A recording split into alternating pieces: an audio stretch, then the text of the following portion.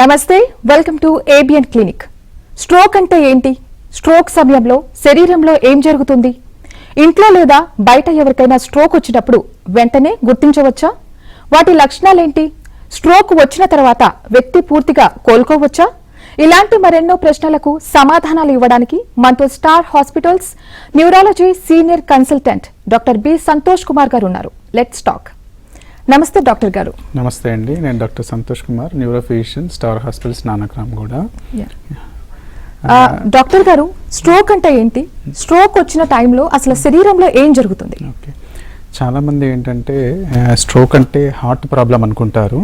Stroke అంటే ఏంటి అంటే బ్రెయిన్ లోపల రక్తనాళాల లోపల పూడిక వేర్పడ్డా కానీ, అంటే రక్తనాళాలు బ్లాక్ అయిపోయినా కానీ, లేదు అని అంటే రక్తనాళం చిట్లిపోయినప్పుడు కానీ వచ్చే మార్పుల వల్ల చేయి కానీ కాలు కానీ వీక్ అవ్వడం కానీ, లేకపోతే మాట తడబడడం కానీ, చూపు ఎఫెక్ట్ కావడం కానీ జరుగుతూ ఉంటుంది.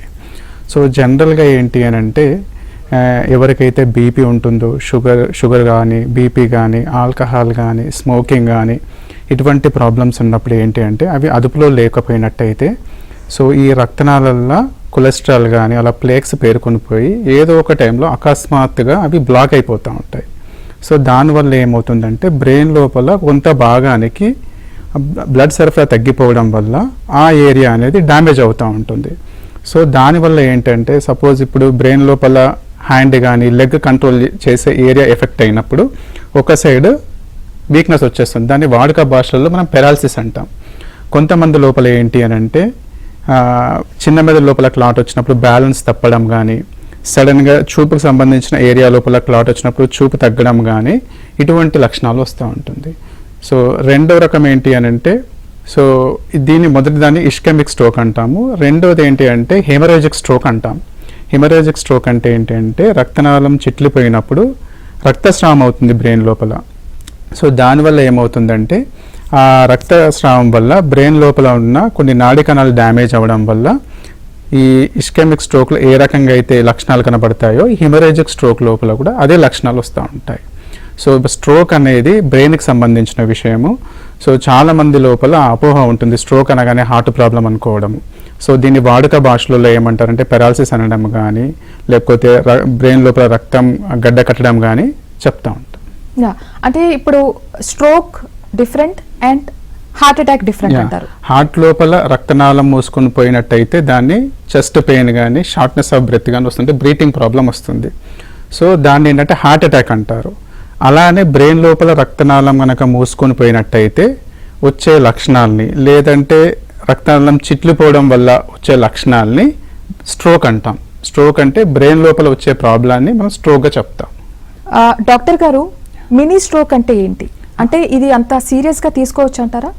చాలా మంచి ప్రశ్న. సో మినీ స్ట్రోక్ అంటే ఏంటంటే స్ట్రోక్లో ఏవైతే లక్షణాలు చూస్తామో, అంటే సడన్గా ఒక సైడ్ వీక్నెస్ రావడము, వాలిపోవడం కానీ, చూపు తేడా రావడం కానీ, ఇటువంటిది స్ట్రోక్లో చూస్తాం.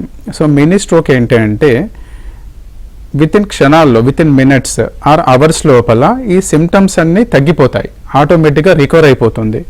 ఎందువల్ల అంటే ఇక్కడ మనం అర్థం చేసుకోవాల్సింది ఏంటి అంటే 2 types ఆఫ్ స్ట్రోక్స్. ఒకటి ఇస్కెమిక్ స్ట్రోక్ అంటాం, ఇంకొకటి హెమరేజిక్ స్ట్రోక్ అంటాం. ఇస్కెమిక్ స్ట్రోక్లో ఏంటంటే రక్తనాళం బ్లాక్ అయిపోతూ ఉంటుంది.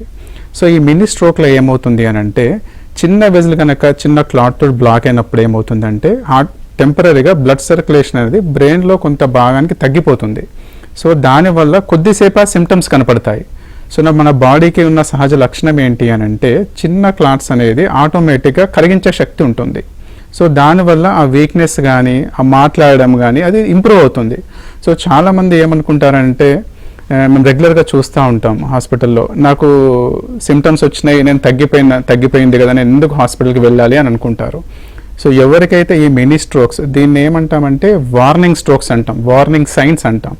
ఎవరికైతే ఇటువంటి లక్షణాలు కనుక వచ్చి తగ్గిపోతున్నట్టయితే వీళ్ళ లోపల ఫ్యూచర్ లోపల మేజర్ స్ట్రోక్ వచ్చే లక్షణం ఉంటుంది. సో మీరు అడిగిన క్వశ్చన్ ఏంటి, మినీ స్ట్రోక్ను వదిలేసేయవచ్చా? సో డెఫినెట్గా మినీ స్ట్రోక్ కూడా, స్ట్రోక్ ఎంత ఇంపార్టెంట్గా మనం ఎవాల్యుయేట్ చేసి ట్రీట్మెంట్ చేసుకుంటామో, సో మినీ స్ట్రోక్ వచ్చిన వాళ్ళు కూడా అంతే తొందరగా హాస్పిటల్కి వెళ్ళి కన్సల్ట్ అయ్యి మందులు తీసుకోవాల్సి ఉంటుంది. డాక్టర్ గారు, స్ట్రోక్ ని వేగంగా ఎలా గుర్తించాలి? ఇంట్లో లేదా బయట ఎవరికైనా స్ట్రోక్ వచ్చినప్పుడు ఆ సిమ్టమ్స్ ఏ విధంగా ఉంటాయి? కామన్గా ఏంటంటే స్ట్రోక్ అవేర్నెస్ మేము చెప్పేది ఒకటి ఏంటంటే కొన్ని ఈజీ వర్డ్స్ ఉంటాయి. సో కామన్గా ఒక పదం యూజ్ చేస్తాం, ఫాస్ట్ అని అంటాం. అంటే ఈజీగా గుర్తుపెట్టుకోనికి ఫాస్ట్ అంటే ఏంటంటే FAST. ఎఫ్ అంటే ఏంటంటే అకస్మాత్తుగా ఫేస్ లోపల మారిపోవడం, అంటే నవ్వినప్పుడు కానీ మాట్లాడుతున్నప్పుడు కానీ ఏమవుతుందంటే నోరు ఒక సైడ్కి వాలిపోవడం, దాన్ని ఏమంటే face deviation or face drooping అంటాం. ఎఫ్. ఏ అంటే ఏంటి అని అంటే ఆర్మ్ వీక్నెస్, చేతులు రెండు ఇలా చాపినట్టయితే ఒక చేయి కిందికి పడిపోతూ ఉంటుంది. సో ఆర్మ్ డ్రూప్ అంటాం, అంటే arm weakness, that is A. S అంటే స్లర్డ్ స్పీచ్, అంటే దీన్ని వాడుక భాషలో ఏమంటామంటే తత్తరబడడం అంటాము. లేదు అని అంటే మాట సరిగ్గా రాకపోవడము, ఆగిపోవడము, దీన్ని స్పీచ్ ప్రాబ్లమ్స్ ఎస్ అంటాం.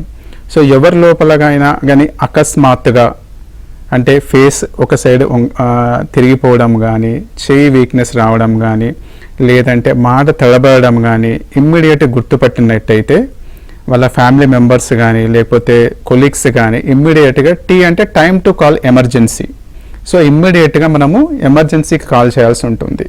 సో ఎక్కడైతే 24/7 న్యూరాలజిస్టులు ఉంటారో సో వాళ్ళు ఏంటంటే ఇమ్మీడియట్గా వెళ్ళినట్టు అవుతే మనకు ఎర్లీ ట్రీట్మెంట్ వల్ల చాలా ఇంప్రూవ్మెంట్ వచ్చే ఛాన్సెస్ ఉంటుంది. ఇంకా గుర్తుపెట్టుకోవాలంటే అంటే బీ ఫాస్ట్ అంటాం, అంటే ఈ ఫాస్ట్ కాకుండా BA. సో కొంతమంది లోపల ఏంటి అని అంటే ఈ face weakness, arm weakness, speech ప్రాబ్లమే కాకుండా సడన్గా తిప్పడం కానీ, వాంతులు కావడం కానీ, అకస్మాత్తుగా ఒక సైడ్ చూపు తగ్గడం కానీ, ఇవి కూడా పక్షవాతం లక్షణాలు. సో జనరల్గా ఏంటంటే ఈ ఆర్మ్ వీక్నెస్ కానీ, స్పీచ్ ప్రాబ్లం వల్ల కానీ ఈ మధ్యలో అవేర్నెస్ ప్రోగ్రామ్స్ వల్ల గుర్తుపట్టుకొని వస్తున్నారు. కానీ ఏదైతే ఉందో ఈ బ్యాలెన్స్ తప్పడం, అంటే తాగిన వాళ్ళగా సడన్గా తురడం కానీ, లేదంటే విజన్ ప్రాబ్లమ్స్ రావడం కానీ, ఒకటి చూస్తే రెండులా కనపడడం కానీ, ఇవి కూడా స్ట్రోక్ లక్షణాలు. సో ఇటువంటి లక్షణాలు కూడా కనపడ్డట్టు అయితే సో వెంటనే డాక్టర్ని సంప్రదించాల్సి ఉంటుంది. So the simple mnemonic is be fast. So అంటే ఇప్పుడు స్ట్రోక్ వచ్చినప్పుడు టైం పీరియడ్ చాలా తక్కువ ఉంటుంది. మీరు చెప్పిన సిమ్టమ్స్ అన్ని మనకు వెంటనే కనిపిస్తాయి అంటారా, లేదా అవి కూడా ఎక్కువ టైం పడుతుందా సిమ్టమ్స్ ని గుర్తించడానికి? స్ట్రోక్ అంటే it strikes very fast. Okay, with in మినిట్స్లో డెవలప్ అవుతుంది. అంటే సడన్గా రక్తనాళం మూసుకొని పోయినా, రక్తనాళం చిట్లిపోయినా కానీ ఆ లక్షణాలు అనేది with in seconds two minutes లోపల వస్తుంది. ఓకే, సో అకస్మాత్తుగా ఇటువంటి లక్షణాలు కనుక వచ్చినట్టయితే సో ఇమ్మీడియట్గా మనము హాస్పిటల్కి వెళ్తే ఏంటి అంటే సో అది కూడా ఏంటి అంటే 24/7 న్యూరాలజిస్ట్ ఉన్న హాస్పిటల్ కానీ, అంటే స్ట్రోక్ ICU ఉన్న హాస్పిటల్స్ కానీ వెళ్తే ఏమవుతుంది అని అంటే వాళ్ళు ఎర్లీగా డిటెక్ట్ చేసి అడ్వాన్స్డ్ ట్రీట్మెంట్ ఇస్తే ఏంటంటే రిజల్ట్స్ బెటర్గా ఉంటాయి వాళ్ళ లోపల. సో అంటే సమయానికి మనం హాస్పిటల్కి చేరుకుంటే అసలు ఆ టైంలో ఎటువంటి ట్రీట్మెంట్ మనకు అవైలబుల్గా ఉంటుంది? సో ఎవరైనా ఇటువంటి సిమ్టమ్స్ తోటి కనుక ఎమర్జెన్సీకి వస్తే ఫస్ట్ ఎమర్జెన్సీ డాక్టర్ ఐడెంటిఫై చేసి తర్వాత స్ట్రోక్ కోడ్ అనౌన్స్ చేస్తారు. అంటే స్ట్రోక్ కోడ్ అంటే ఏంటి అంటే సో దీంట్లోపల ఏంటంటే స్ట్రోక్ నర్స్ సపరేట్గా ఉంటుంది, న్యూరాలజిస్ట్ ఉంటారు, తర్వాత ఎమర్జెన్సీ టెక్నీషియన్ ఉంటారు, రేడియాలజీ టెక్నీషియన్, అందరూ అలర్ట్ అయిపోయి టైం వేస్ట్ చేయకుండా ఇమ్మీడియట్గా స్టెప్ బై స్టెప్ ప్రాసెస్ చేస్తూ ఉంటాం. అంటే ఏంటంటే ఫస్ట్ పేషెంట్ ఎమర్జెన్సీకి వచ్చినప్పుడు ఏంటి అంటే ఆ స్ట్రోక్ తీవ్రత ఎంత ఉంది చూస్తాం. అంటే దానికి ఒక స్కోరింగ్ సిస్టమ్ అనేది ఉంటుంది. సో దా స్కోరింగ్ సిస్టమ్తో పాటు అసెస్ చేసి నెక్స్ట్ ఏంటంటే ఇప్పుడు చెప్పాం కదా కామన్గా ఏంటంటే 2 types ఆఫ్ స్ట్రోక్స్ ఉంటాయి, haemorrhagic stroke and ischaemic stroke. Ischaemic stroke అనేది రక్తనాళాల్లో బ్లాక్ వల్ల వచ్చే స్ట్రోక్. ఇది 85% ఆఫ్ ద కేసెస్లో ఇస్కెమిక్ స్ట్రోక్ ఉంటుంది. రెండవది హెమరేజిక్ స్ట్రోక్, అంటే రక్తనాళం చిట్లిపోవడం. సో ఫస్ట్ పేషెంట్ స్టెబిలైజ్ చేసి స్ట్రోక్ తీవ్రతను అసెస్ చేసిన తర్వాత మనము హిమరేజిక్ స్ట్రోక్ వెళ్తున్నామా లేకపోతే ఇస్కెమిక్ స్ట్రోక్ని డీల్ చేస్తున్నామా అని ఏం చేస్తామనంటే ఫస్ట్ MRIకి షిఫ్ట్ చేస్తాం. అదే సో MRI లోపల ఏంటి అని అంటే అది మనకు క్లియర్గా తెలిసిపోతుంది, అంటే ఇది ఇస్కెమిక్ స్ట్రోకా హిమరేజిక్ స్ట్రోకా అని. సో దాన్ని బేస్ చేసుకొని ఒకవేళ ఇస్కెమిక్ స్ట్రోక్ గనక అయితే పేషెంట్ గోల్డెన్ అవర్లో వచ్చినట్టు అయితే మనం స్ట్రోక్ తీవ్రతను బట్టి 2 రకాల ట్రీట్మెంట్స్ ఉంటాయి, అడ్వాన్స్డ్ ట్రీట్మెంట్స్. ఒకటి ఏంటి అని అంటే IVTP అంటాం, అంటే టిష్యూ ప్లాస్మినోజన్ యాక్టివేటర్స్ అంటాం. దీని వాడుక భాషలో కామన్గా ఏమంటాము అంటే క్లాట్ బస్టింగ్ ఏజెంట్స్ అంటారు. అంటే ఐవి థ్రాంబోలైసిస్ అంటే ఏం చేస్తామనంటే రక్తనాళం కనుక బ్లాక్ ఉన్నట్టయితే మనకు ఈ పెరిఫెరల్ లైన్ ద్వారా ఆ క్లాట్ బస్ట్ చేసే ఇంజెక్షన్ ఇవ్వగలిగితే సో ఏమవుతుందంటే ఎక్కడైతే బ్లాక్ ఉందో ఆ రక్తనాళం బ్లాక్ ఏదైతే క్లాట్ బ్లాక్ అవుతుందో అది కరిగిపోయి రక్త ప్రసరణ పునరుద్ధరణ అవుతుంది. సో దానివల్ల ఏంటంటే ఆ డ్యామేజ్ అనేది కొంతవరకు మనం అరికట్టవచ్చు. రెండవది ఏంటంటే యాంజియోలో కనుక మనం ఎంఆర్ఐ చేసినప్పుడు దాంతోపాటు మనం నెక్ యాంజియో బ్రెయిన్ యాంజియో చేస్తాం. ఒకవేళ మేజర్ వెజిల్స్ కనుక బ్లాక్ అయినట్టయితే ఇంజెక్షన్తో పాటు వెంటనే మనం పేషెంట్ని క్యాత్ ల్యాబ్కి తీసుకెళ్ళి మనము చేతి ద్వారా కానీ లేకపోతే తొడ ద్వారా కానీ కెథెటర్ పంపించేసేసి డైరెక్ట్గా ఏ వెజిల్ బ్లాక్ అయితే రక్త సరఫరా బ్లాక్ వల్ల రక్త సరఫరా ఆగిపోతుందో అక్కడికి మనము ఆ కెథెటర్ పంపించేసి క్లాట్ను కూడా తీసేస్తామన్నట్టు. సో ఈ ఇంజెక్షన్ టైం ఏదైతే ఉందో అది జనరల్గా ఏంటంటే గోల్డెన్ అవర్ అంటే ఫస్ట్ 4.5 hours అని చెప్తాం. అదే సో ఈ 4.5 hours అంటే 4.5 hours వరకు పేషెంట్ వెయిట్ చేయాల్సిన అవసరం లేదు. ఎంత ఎర్లీగా వస్తే మనకు రిజల్ట్స్ అంత బెటర్గా ఉంటాయి. రెండవది ఏదైతే మనం కెథెటర్ ద్వారా వెళ్ళి క్లాట్ను తీసేస్తామో దాన్ని థ్రాంబెక్టమీ అంటాం. ఈ థ్రాంబెక్టమీ అనేది మనము 6 నుంచి 8 గంటల వరకు చేసుకోవచ్చు. కొంతమంది సెలెక్టెడ్ పేషెంట్స్ లోపల ఇఫ్ దే ఆర్ ఎలిజిబుల్ మనం అది ఎలా తెలుస్తుందంటే అడ్వాన్స్డ్ ఇమేజింగ్ ద్వారా అంటే సిటీ ఎంఆర్ఐ మనం పర్ఫ్యూజన్ టెక్నిక్స్ అంటాం. ఈ అడ్వాన్స్డ్ ఇమేజింగ్ ద్వారా ఒకవేళ పేషెంట్స్ కనుక ఎలిజిబుల్ ఉంటే మనము 24 గంటల వరకు కూడా ఈ థ్రాంబెక్టమీ అనే ఆప్షన్ ఉంటుంది. ఈ ప్రొసీజర్స్ వల్ల అంటే IV thrombolysis clot busting agents ఇవ్వడం కానీ థ్రాంబెక్టమీ కానీ ఇది ఒకటే లైఫ్ సేవింగే కాదు, వీళ్ళ లోపల ఏంటంటే ఈ చేసిన వాళ్ళ లోపల ఇంజెక్షన్ రిసీవ్ చేసుకున్న వాళ్ళ లోపల రిజల్ట్స్ అనేది చాలా చాలా బెటర్గా ఉంటుంది. ఎంతోమంది లాభపడ్డ వాళ్ళు ఉన్నారు.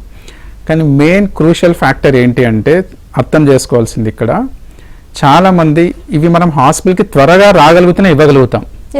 సో పేషెంట్లు లేట్గా వస్తే ఈ థ్రాంబోలైసిస్ కానీ థ్రాంబెక్టమీ ఏదైతే ప్రొసీజర్ ఉందో కానీ చేసినా అవి అసలు యాక్చువల్గా ఇండికేషనే కాదు. సో వాటి ఉపయోగం లేదు. సో ఎంత త్వరగా హాస్పిటల్కి రాగలిగితే రిజల్ట్స్ అంత బెటర్గా ఉంటుంది. డాక్టర్ గారు, ఇస్కెమిక్ స్ట్రోక్ అండ్ హెమరాయిజ్డ్ స్ట్రోక్ అసలు వీటి ట్రీట్మెంట్ గురించి చెప్పారు, కానీ అసలు ఈ స్ట్రోక్ వచ్చినప్పుడు సిమ్టమ్స్ ఏ విధంగా ఉంటాయి, ఎలా గుర్తించాలంటారు? సో జనరల్గా ఏంటి అని అంటే కామన్గా ఇస్కెమిక్ స్ట్రోక్లో అయినా కానీ హెమరేజిక్ స్ట్రోక్లో అయినా కానీ మెయిన్ ముఖ్య లక్షణాలు సేమ్ ఉంటాయి. అంటే ఫేస్ వీక్నెస్ కానీ ఆర్మ్ వీక్నెస్ కానీ స్పీచ్ ప్రాబ్లమ్స్ కానీ రెండిట్లలో సేమ్ ఉంటుంది. కాకపోతే ఏంటంటే కామన్గా ఈ హిమరేజిక్ స్ట్రోక్స్లలో సపోజ్ ఎక్కువ బ్లీడింగ్ ఎక్కువ రక్తస్రావం అయినట్టయితే ఈ hand weakness leg weakness speech problem ఇదే కాకుండా సడన్గా మత్తులోకి వెళ్ళిపోవడం కానీ సివియర్ హెడేక్స్ రావడం కానీ వామిటింగ్స్ కానీ రావడం జరుగుతూ ఉంటుంది. సో ఎవరైతే హాస్పిటల్కి ఈ hand weakness leg weakness speech ప్రాబ్లంతో పాటు కోమాలో రావడం కానీ వామిటింగ్స్ అవ్వడం కానీ లేదు అని అంటే ఫిట్స్ రావడం కానీ జనరల్గా వి సస్పెక్ట్ హెమరేజిక్ స్ట్రోక్. అదే సో వెదర్ ఇస్కెమిక్ ఈ లక్షణాలు ఎవరైతే ఉన్నాయో వాళ్ళు ఇమ్మీడియట్గా whether is ischaemic stroke or haemorrhagic stroke ఇమ్మీడియట్గా రావాల్సి ఉంటుంది హాస్పిటల్కి. సో ఇస్కెమిక్ స్ట్రోక్లో ఏదైతే చెప్పామో థ్రాంబోలైసిస్ కానీ థ్రాంబెక్టమీ కానీ హిమరేజిక్ స్ట్రోక్లో ఏం చేస్తాము అని అంటే రక్తనాళం చిట్లిపోవడం వల్ల బ్లీడింగ్ అవుతుంది కాబట్టి సో మనము కామన్గా ఉండే ప్రాబ్లం ఏంటంటే హై బీపీ వల్ల ఈ హిమరేజిక్ స్ట్రోక్స్ వస్తాయి. అంటే బీపీ 180-200 వెళ్ళినప్పుడు ఏమవుతాయంటే ఈ అధిక ప్రెషర్ వల్ల రక్తనాళాలు కోపప్ చేయవు, సడన్గా ఏదో ఒక రక్తనాళం చిట్లిపోతుంది అంత బీపీ షూటప్ అయినప్పుడు. సో దానివల్ల మనం ఏం చేస్తాము అని అంటే వీలైనంత వరకు బీపీ కంట్రోల్ చేసే ప్రయత్నం చేస్తాము. ఇంకోటి రక్తస్రావం అవుతున్నప్పుడు ఏంటంటే సరౌండింగ్స్ ఏరియాస్ లోపల బ్రెయిన్ లోపల వాటర్ కానీ వచ్చే ప్రమాదం ఉంటుంది, దాన్ని ఎడిమా అంటాం, సెరిబ్రల్ ఎడిమా. సో అది రాకుండా ఇంజెక్షన్స్ అటువంటివి ఇస్తాం. యా అండ్ అంటే ఇప్పుడు జీవనశైలిలో ఏమైనా మార్పులు చేస్తే ఈ స్ట్రోక్ నుంచి మనం బయటపడచ్చు అంటారా, తప్పించుకోవచ్చు అంటారా? యా మంచి ప్రశ్న అండి ఇది. సో 80% వరకు స్ట్రోక్స్ అనేది నివారించవచ్చు. అంటే ఒక 100 మంది పక్షవాతం కనుక వస్తే మనం రెగ్యులర్గా చూస్తుంది 80% కేసెస్ లోపల వాళ్ళ లోపల ప్రివెంటబుల్ ఫ్యాక్టర్స్ ఉంటాయి. అంటే స్ట్రోక్ రానికి కామన్ రీజన్స్ ఏంటి అని అంటే BP, sugar, cholesterol, smoking, alcohol and sedentary lifestyle. These are the common risk factors for stroke. So జనరల్గా ఏంటి అంటే బీపీ షుగర్ ఉన్న వాళ్ళు అవి కంట్రోల్లో పెట్టుకోవడము, తర్వాత కొలెస్ట్రాల్ రెగ్యులర్గా ఉంటే రెగ్యులర్గా చెకప్ చేసి మెడికేషన్స్ వాడడము, స్మోకింగ్ బంద్ చేసేయడము, ఆల్కహాల్ ఉంటే క్రమేణా తగ్గించుకుంటూ స్టాప్ చేయడము, ఇటువంటి పాటించినట్టయితే డెఫినెట్గా 80% మంది లోపల అంటే 10లో 8 మందికి మనం స్ట్రోక్ రాకుండా నివారించవచ్చు. అది సో చాలామంది ఏమడుగుతారంటే నాకు ఒక బీపీఏ ఉంది కదా, నాకు కంట్రోల్లో ఉంది, స్ట్రోక్ రాలేదు, స్ట్రోక్ ఎందుకు వచ్చిందని మమ్మల్ని క్వశ్చన్ వేస్తూ ఉంటారు. సో బీపీ ఒకటే కాదు, అంటే మల్టిపుల్ రీజన్స్ ఇక్కడ బీపీ కానీ, తర్వాత మన ఫిజికల్ యాక్టివిటీస్ కానీ, ఎక్సర్సైజ్ లేకపోవడం కానీ, హెల్దీ లైఫ్ స్టైల్ లేకపోవడము, disturbed sleep, anxiety, stress, so ఇవన్నీ మల్టిపుల్ ఫ్యాక్టర్స్, ఒక్కొక్క ఫ్యాక్టర్ యాడ్ అయిపోయి అది స్ట్రోక్లో ల్యాండ్ అయిపోతుంది. డాక్టర్ గారు, ఈ మధ్య చూస్తున్నాం చాలా మంది కూడా హెల్దీ లైఫ్ స్టైల్ మెయింటైన్ చేస్తున్న తర్వాత కూడా వాళ్ళు ఈ స్ట్రోక్ ఇష్యూస్ ఫేస్ చేస్తూ ఉంటారు. దట్ టు ఏజ్ అనేది చిన్నపిల్లలు పెద్దవాళ్ళతో సంబంధం లేకుండా దీనికి అటాక్ అవుతూ ఉంటారు. సో అసలు దీనికి రీజన్ ఏంటంటారు? ఇది జీన్స్ పరంగా వస్తుందంటారా, లేకపోతే దీనికి ఏదైనా వేరే రీజన్ ఉందా? ఇంతకుముందు ఏంటంటే స్ట్రోక్ అనేది కామన్గా 60 years పైబడ్డ వాళ్ళలో కామన్గా చూసేది మనం. బట్ ఈ డేస్లో ఏంటంటే నవ్వే డేస్లో మనం స్ట్రోక్ అనేది కంపారేటివ్గా ఎంగేజ్లో కూడా చూస్తూ ఉన్నాం. అంటే 20% ఆఫ్ ద కేసెస్, అంటే 20% of the hospital admissions with the stroke in young people, అంటే 20% ఆఫ్ ద కేసెస్ లోపల మనము యంగర్ ఇండివిజువల్లో స్ట్రోక్ చూస్తున్నాం. అంటే యంగర్ స్ట్రోక్ అని ఎప్పుడు అంటామంటే లెస్ దాన్ 40 years లోపల. సో వీళ్ళ లోపల ఏంటి అని అంటే ఒకప్పుడు ఏంటంటే 40 సంవత్సరాల లోపల ఒక వ్యక్తి పక్షపాత బారిన పడినట్టయితే సో వాళ్ళ లోపల ఈ బీపీ కానీ, షుగర్ కానీ, స్మోకింగ్ కానీ ఇవన్నీ ఉండకపోయేటివి. సో వాళ్ళకి ఏంటంటే జెనెటిక్ రిస్క్ ఉందా, లేకపోతే ఫ్యామిలీలో ఎవరికైనా స్ట్రోక్ ఉందా అని ఆ హిస్టరీ తీసుకుంటూ ఉండేవాళ్ళం. అది సో నవ్ డేస్లో ఏంటి అంటే ఈవెన్ యంగర్ స్ట్రోక్స్లో, అంటే లెస్ దాన్ 40 yearsలో ఎవరైతే పక్షవాతం బారిన పడుతున్నారో వాళ్ళల్లో కూడా మనం ఏం చూస్తున్నామంటే 60 years తర్వాత ఏమైతే రిస్క్ ఫ్యాక్టర్స్ చూస్తున్నామో అదే రిస్క్ ఫ్యాక్టర్స్ ఇప్పుడు వీళ్ళ లోపల కూడా చూస్తున్నాం. అంటే బీపీ ఉండడం కానీ, కంట్రోల్ లేకపోవడం కానీ, షుగర్ కంట్రోల్ లేకపోవడం కానీ, విపరీతమైన స్ట్రెస్ ఉండడం కానీ, డిస్టర్బ్డ్ స్లీప్ ఉండడం కానీ, ఇవి కూడా స్ట్రోక్ రిస్క్ ఫ్యాక్టర్స్.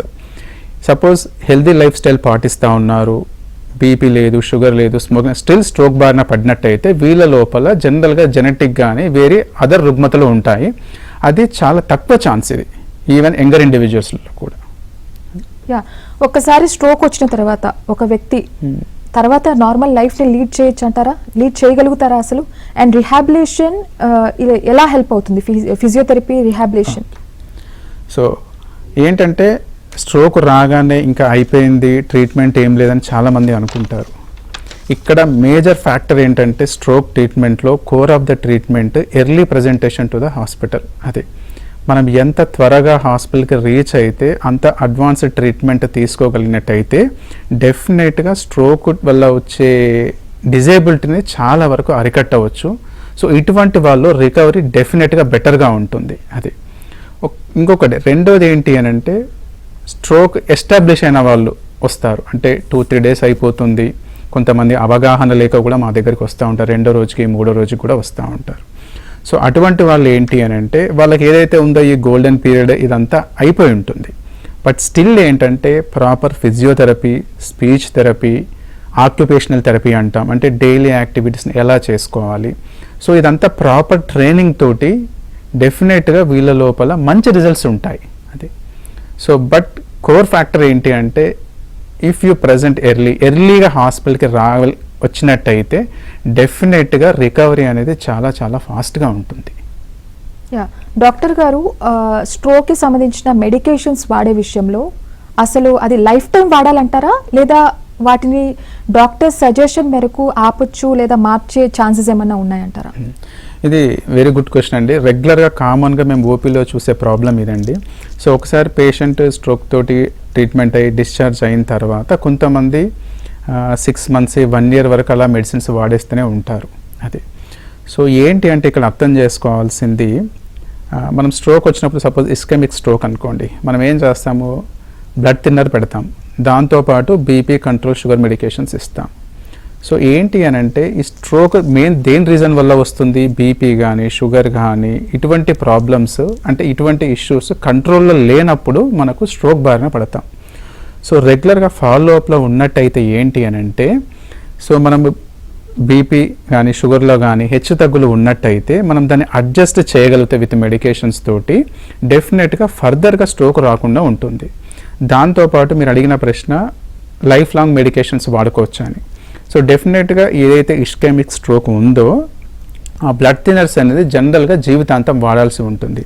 అదొకటి బ్రెయిన్కే కాకుండా హార్ట్ లోపల కూడా రక్తనాళాలు బ్లాక్ అవ్వకుండా అది కాపాడగలుగుతూ ఉంది. దాంతోపాటు బీపీ మందులు కానీ షుగర్ మందులు కానీ ఒకవేళ ప్రాబ్లమ్స్ ఉంటే ఈ మందులు రెగ్యులర్గా లైఫ్ లాంగ్ వాడాల్సిన అవసరం ఉంటుంది. అలా అని చెప్పేసి రెగ్యులర్గా ఫాలోఅప్లో ఉండాల్సి వస్తుంది. ఎందుకంటే వాటి లోపల ఉన్న హెచ్చు తగ్గులు కనుక ఉన్నట్టయితే అవన్నీ సరి చేయగలుగుతాం. అది జనరల్లీ ఇప్పుడు స్ట్రోక్స్ సిమ్టమ్స్ మీరు చెప్పారు, కానీ కొంతమంది లైక్ మీరు ఐసైట్ వీక్ అవ్వడం కానీ ఇలాంటి కొన్ని సిమ్టమ్స్ చెప్పారు, కానీ కొంతమంది కన్ఫ్యూజ్ అవుతూ ఉంటారు. లైక్ ఇవన్నీ కూడా జనరలీ ఇప్పుడు సిస్టమ్ వర్క్ చేసే వాళ్ళకి కూడా కొన్ని సిమ్టమ్స్ ఇలాంటివే ఉంటాయి సిమిలర్ గా, కానీ వాటిని ఎలా డిఫరెన్షియేట్ చేయాలంటారు అసలు? సో కామన్గా ఏదైతే సిమ్టమ్స్ మనం డిస్కస్ చేసామో ప్రీవియస్గా బీ ఫాస్ట్ అనే కాకుండా కొంతమందికి ఏంటంటే కొంతమందికి డిలేడ్ ప్రజెంటేషన్ ఉంటుంది. అంటే వాళ్ళు వెళ్దాం అనుకున్నా కానీ ఇది నార్మల్ సిమ్టమ్స్లే అని అనుకునే వాళ్ళు ఉన్నారు. అదేంటి అని అంటే అవగాహన లేకపోవడం. కామన్గా ఏంటి ఎవరికి చూస్తాము అని అంటే సడన్గా విజువల్ డిస్టర్బెన్సెస్ రావడము, ఒక సైడ్ కనపడకపోవడము, డబుల్ విజన్ ఉండడము. వీరు ఏమనుకుంటారంటే చాలామంది ఆప్థాల్మాలజిస్ట్ దగ్గరికి వెళ్ళడం కానీ లేకపోతే తగ్గిపోతుందే చిన్న ప్రాబ్లం కానీ అనుకుంటారు. ఎప్పుడైనా కానీ బాడీ లోపల అకస్మాత్తుగా ఇమ్మీడియట్గా ఇటువంటి లక్షణాలు కనుక కనబడితే అంటిల్ అన్లెస్ ప్రూవ్డ్ అంటాం. అంటే ఫస్ట్ సస్పెక్ట్ చేసేది స్ట్రోకే. అది అంటే అకస్మాత్తుగా వస్తుంది, విత్ ఇన్ మినిట్స్ లోపల వస్తుంటాయి ఈ సిమ్టమ్స్. యా, అండ్ ఇస్కెమియా స్ట్రోక్ బారిన పడే వాళ్ళ సంఖ్య కొంచెం ఎక్కువగానే ఉంటుంది. సో 85% మందికి ఈ రక్తనాళాల్లో పూడికి ఏరిపోవడం వల్ల వచ్చే పక్షవాతం ఉంటుంది. ఎందుకంటే ఈ కామన్గా ఏదైతే రిస్క్ ఫ్యాక్టర్స్ డిస్కస్ చేశామో బీపీ కానీ షుగర్ కానీ కొలెస్ట్రాల్ కంట్రోల్ లేకపోవడం కానీ ఫిజికల్ ఇన్యాక్టివిటీ వల్ల కానీ వీటి లోపల ఏంటంటే స్లోగా కొలెస్ట్రాల్ ప్లేక్స్ ఫామ్ అవుతూ ఉంటుంది. సపోజ్ ఇప్పుడు షుగర్ తీసుకున్న వాళ్ళ లోపల అయితే వాళ్ళకి షుగర్ కంట్రోల్ లేకపోవడం వల్ల ఏమవుతుంది అంటే స్లోగా అది ఫ్యాట్ లాగా ఫామ్ అయ్యి ఎక్కడో దగ్గర డిపాజిట్ అవుతూ ఉంటుంది. సో కామన్ ఎక్కడ చూస్తాం, హార్ట్ లోపల చూస్తాం, రక్తనాళ లోపల, లివర్ లోపల చూస్తాం. అలానే బ్రెయిన్ లోపల రక్తనాళ లోపల మెల్లమెల్లగా పూడిక వచ్చేస్తూ ఉంటుంది. సో దానివల్ల బ్లాక్స్ ఏర్పడుతూ ఉంటుంది. సో ఈ కారణాల చేత కామన్గా ఇప్పుడు ఏంటంటే ఇప్పుడు ఒక ముగ్గురు వ్యక్తుల్ని 25-30 ఇయర్స్ తర్వాత ఏజ్ వాళ్ళని చూస్తే ఏదో ఒక రిస్క్ ఫ్యాక్టర్ ఉంటుంది వీటి లోపల. These are the reasons for the strokes, ischaemic strokes. Doctor గారు, ఇప్పుడు వచ్చిన అడ్వాన్స్డ్ టెక్నాలజీతో అసలు మనకు ఎటువంటి ట్రీట్మెంట్స్ అడ్వాన్స్డ్ గా అవైలబుల్ గా ఉన్నాయి? ఒకటి ఏంటి అని అంటే ఇంట్రావీనస్ థ్రాంబోలైసిస్ మనం ఏదైతే డిస్కస్ చేసామో గత 10 సంవత్సరాలుగా ఇంజెక్షన్స్ ఇస్తూ ఉన్నాము. సో డెఫినెట్గా ఈ ఇంజెక్షన్ తీసుకున్న వాళ్ళ లోపల రిజల్ట్స్ చాలా బెటర్గా ఉన్నాయి. రెండోది ఏంటంటే మెకానికల్ థ్రాంబెక్టమీ. ఇది గత 5 to 6 ఇయర్స్గా ఇది చేస్తూ ఉన్నాం. మెకానికల్ థ్రాంబెక్టమీ అంటే ఏంటంటే మేజర్ రక్తనాళాల్లో బ్లాక్ గనక ఉన్నట్టయితే డైరెక్టర్ కెథటర్ పంపించేసేసి తొడ ద్వారా కానీ చెయ్యి ద్వారా కానీ కెథటర్ పంపించేసేసి మెయిన్గా మనము డైరెక్ట్ రియల్ టైమ్ ఇమేజ్ అంటాం. అంటే ఎక్కడైతే బ్లాక్ ఉందో ఏదైతే కల్ప్రిట్ వెజిల్ ఉందో అక్కడికి వెళ్ళి డైరెక్ట్గా క్లాట్ తీసే ప్రయత్నం జరుగుతుంది. దానివల్ల మనకి ఇమ్మీడియట్గా రిజల్ట్స్ తెలిసిపోతూ ఉంటాయి. These are the advanced techniques we can deliver. ఎవరికి అంటే ఎర్లీగా వచ్చిన వాళ్ళకి ఇవ్వగలుగుతాం. స్ట్రోక్ విషయాల్లో కొన్ని అపోహలు అయితే ఉన్నాయి, లైక్ ఎల్డర్లీ పీపుల్లోనే స్ట్రోక్ ఎక్కువగా వస్తూ ఉంటుంది అని. సో దీనికి మీరు ఏం చెప్తారు? చాలా మిత్స్ ఉన్నాయండి ఈ స్ట్రోక్ అపోహలు అనేది. కామన్గా చూసేది ఏంటి అని అంటే డిస్కస్ చేస్తూ ఉంటారు, స్ట్రోక్ అనేది పక్షవాతం అనేది మా ఏజ్లో ఎందుకు వస్తుంది, చిన్నవాళ్ళు ఎందుకు వస్తుంది, ఇది 60 సంవత్సరాల పైబడ్డ వాళ్ళకు కూడా వస్తుంది కానీ చాలా అపోహ ఉంటుంది. కానీ కామన్ ఏంటంటే గత 5 నుంచి 10 సంవత్సరాల నుంచి చూసేది ఏంటంటే మేము ప్రతి 10 స్ట్రోక్లలో అట్లీస్ట్ 2 నుంచి 3 యంగ్ ఇండివిజువల్సే ఉంటున్నారు. సో రీజన్ ఏంటి అంటే ఈ లైఫ్ స్టైల్ ఫ్యాక్టర్స్, అంటే సెడెంటరీ లైఫ్ స్టైల్ కానీ ఎక్సర్సైజ్ లేకపోవడం కానీ, లేదు అంటే కొలెస్ట్రాల్ చెక్ చేసుకోకపోవడం కానీ, బీపీ ఉంటే కంట్రోల్ లేకపోవడం కానీ, వీటి వల్ల కూడా స్ట్రోక్ వచ్చే ప్రమాదం ఉంటుంది. అంటే ఎల్డర్లోనే కాదు, ఎనీ ఏజ్, ఏ ఏజ్లో అయినా రావచ్చు అది స్ట్రోక్ అనేది. ఇంకొక మిత్ ఏంటంటే కామన్గా ఏమవుతుంది అని అంటే ఏదైనా నేను హెర్బల్ మెడికేషన్స్ వాడుకుంటాను తర్వాత లేకపోతే ఏదైనా క్వాక్ మెడికేషన్స్ వాడుకోవచ్చు స్ట్రోక్ అని అనుకుంటారు. ఇప్పటి వరకు సైంటిఫికల్గా ఏది ప్రూవ్ కాలేదు. అంటే బ్రెయిన్ లోపల కానీ ఎక్కడ రక్తనాళాలు క్లాట్ కరిగించడం కానీ ఈ మందులకు ఉండదు. డాక్టర్ గారు, వరల్డ్ స్ట్రోక్ డే సందర్భంగా స్ట్రోక్ కి సంబంధించి ఎన్నో వాల్యుబుల్ ఇన్ఫర్మేషన్ ఇచ్చారు. Thank you so much for your Thanks. Amazing time. Thank you. చూసారు కదా, ఇది ఇవాల్టి ABN clinic. Keep watching ABN Andhra Jyothi for more updates.